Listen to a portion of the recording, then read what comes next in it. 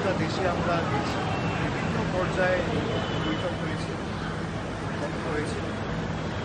এখন আগামীকাল একটা বৈঠক ডেকেছে দিল্লিতে, এক্সটার্নাল অ্যাফেয়ার্স মিনিস্টার একটা মিটিং ডেকেছে।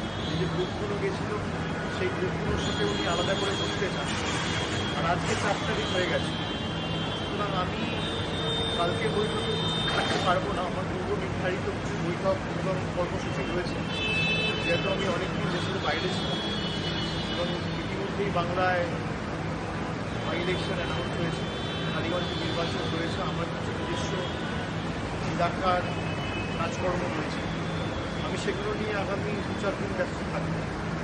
আমি বিদেশমন্ত্রী ফরেন মিনিস্টারকে জানিয়েছি, যে তার দপ্তরকে জানিয়েছি যে আমার যা মতামত, আমি আমার মতামত লিখিতভাবে তাদের জানাবো এবং আমি সরকারকে জানিয়ে পরবর্তীকালে আপনাদের সামনে আমার যা ফিডব্যাক আমি শেয়ার করব।